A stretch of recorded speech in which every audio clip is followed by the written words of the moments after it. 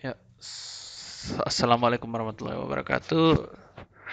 Selamat pagi, salam sejahtera untuk kita semua. Baiklah, sebelum kita mulai belajar pada hari ini, kita berdoa menurut agama dan kepercayaan masing-masing. Berdoa mulai, berdoa selesai. Baiklah, kita pretest dulu ya, satu soal 1 menit. Ada 10 soal ya.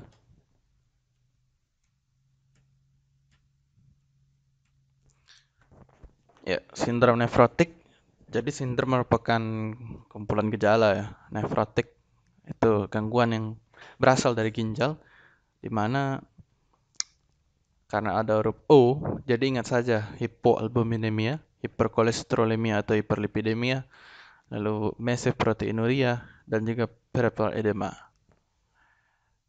Kemudian untuk nephritic syndrome itu karena ada huruf I, jadi inflamasi pada glomerulus, hipertensi, hematuria, dan juga oliguria. Ya, kita ingat saja ini hematurianya mirip warna Coca-Cola ya. Dimana Coca-Cola ini kita biasa kalau di Burger King makan sama burger, dari mana Burger's disease itu juga merupakan atau nama lain dari IgA nephropathy adalah penyebab utama dari glomerulonephritis primer. Burger King raja ya, jadi punya mahkota IgA dan medali IgA biar mudah mengingat ya. Nantinya dari anamnesis itu untuk penjabaran onset nefritik lebih tiba-tiba, sementara pada nefrotik itu lebih berangsur-angsur. Hal ini terjadi karena adanya gangguan filtrasi protein di glomerulus yang mengakibatkan hipoalbuminemia sehingga tekan onkotek turun dan terjadilah edema pitting. Lalu protein loss via urin ya, sehingga timbul proteinuria. Lalu hilangnya lemak, yaitu lemak yang masuk ke ginjal akan diubah menjadi oval fat bodies sehingga terjadi prokolesterolemia. Sehingga saat penyerta dapat kita nantinya diagnosis banding ya edema itu karena SN ya. Dan yang paling dekat ini diagnosisnya adalah cirrhosis hepatis decompensata. Berbeda dengan edema pada kasus gagal jantung di mana terjadi peningkatan tekanan kapiler sehingga terjadi gangguan pompa vena. Lalu edema pada luka bakar, trauma, dan infeksi ini akibat dari peningkatan permeabilitas protein kapiler akibat dari lepasnya zat vasoaktif, dan juga edema pada filariasis berbeda ya karena infeksi parasit pada limfonodus.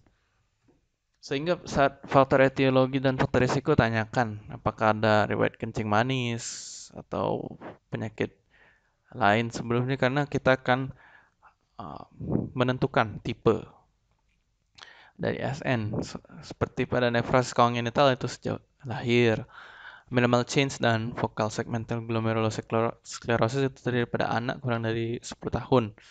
Lalu nefropati diabetik tipe 1 dan tipe 2 pada dewasa, di mana tipe 1 itu biasa pada usia yang lebih muda. Lalu pada pasien dewasa juga dapat terjadi membranous nephropathy, amyloidosis, dan juga sindrom paraneoplastik yang mana pada pasien onkologi ya. Menurut IDAI, etiologi dari SN ini bisa kongenital, primer atau idiopatik jika sebab untuk pertama kali, lalu sekunder jika ada lupus atau HSP. Tanyakan juga riwayat penyakit dahulu dan riwayat penyakit keluarga yang dapat kita jadikan petunjuk ya untuk menentukan komplikasi seperti acute kidney injury, malnutrisi protein dan dislipidemia, gangguan koagulasi atau infeksi telah terjadi atau tidak pada pasien. Lalu sehingga pada PEMFIS ini dapat kita lakukan secara profesional dan cek ya status generalis, khasnya ini ada hipertensi yang menjadi keyword dari nefritik tadi.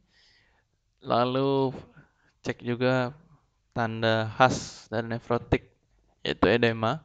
Namun edema juga dapat terjadi pada nefritik walaupun dengan frekuensi kasus yang lebih sedikit dibanding nefrotik. Lalu peningkatan JVP ya khas pada nefritik.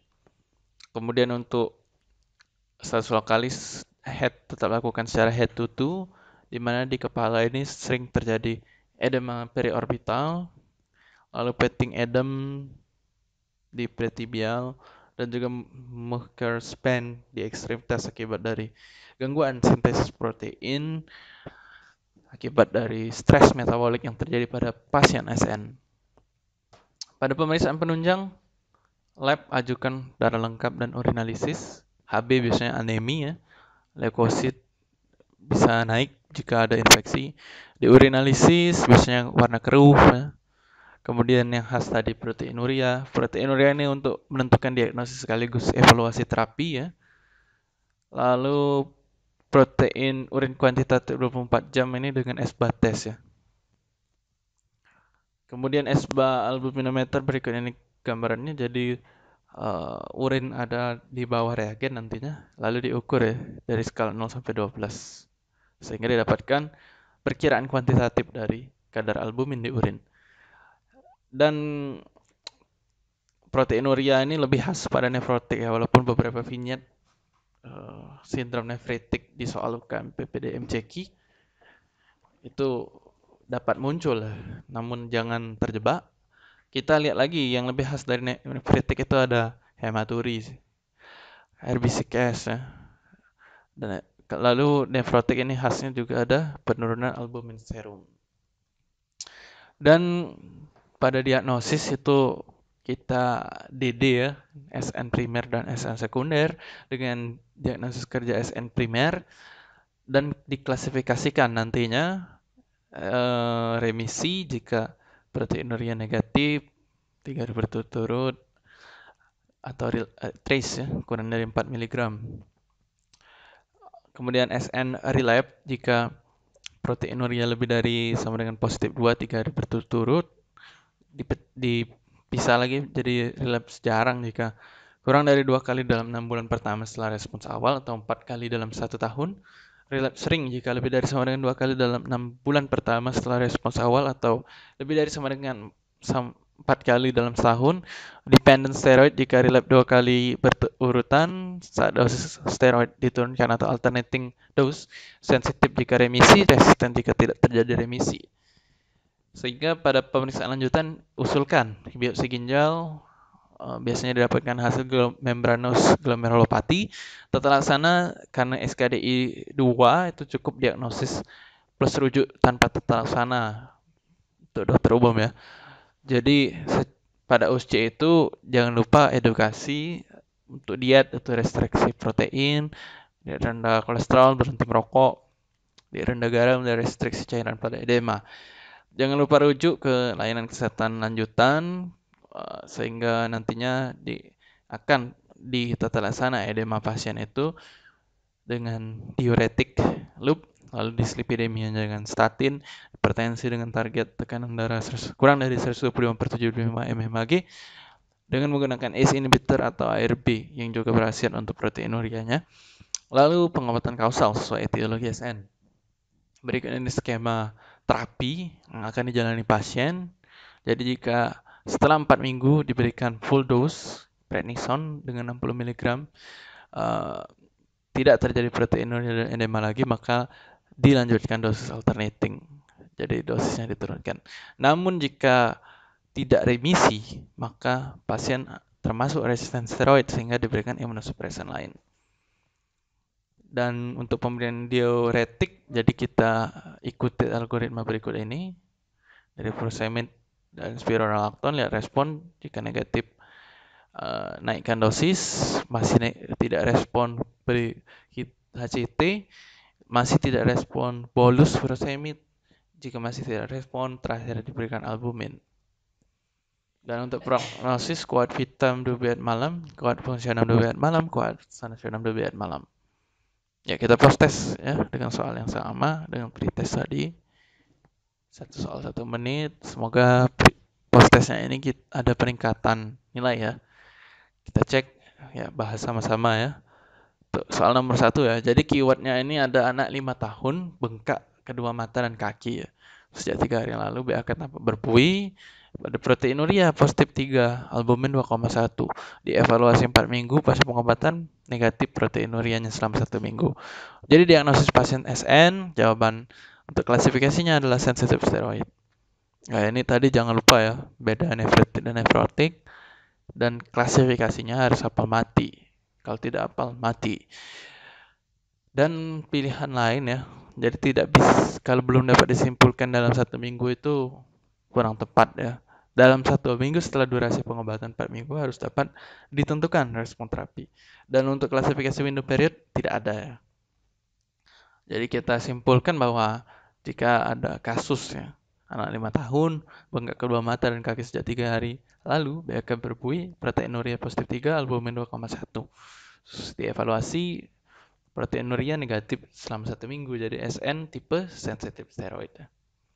Ya, variasi soal MCQ lain ya, bisa tanyakan gejala, penyebab ya. Jangan lupa SN itu terbatas pada glomerulus ya. Dan terjadi penurunan tekanan onkotik intravaskuler. Ya. Nah, ini contoh vignette jangan berpatokan hanya pada proteinuria. Jika vignette itu ada hipertensi, maka termasuk nefritik ya, glomerulonefritis akut. Dan vignette soal lain bisa ada variasi minum obat hijau, itu prednison ya. Dan lalu klasifikasi lain ini jika bengkak baru pertama itu sindrom nefrotik idiopatik, kemudian bisa saja vignette itu menyertakan PA ya. PA glomerulosclerosis itu FSGS ya, termasuk SN. Lalu bisa juga variasi pertanyaan tentang klasifikasi diagnosis. Ya, demikian pembahasannya dari pretest dan posttest. Semoga bermanfaat, lebih paham setelah penyampaian materi tadi ya. Jika ada masih yang kurang paham atau ada koreksi, kita buka sesi diskusi dan tanya jawab. Baiklah, atas perhatiannya, terima kasih banyak. Bila taufiq wal hidayah. Wassalamualaikum warahmatullahi wabarakatuh. Selamat pagi.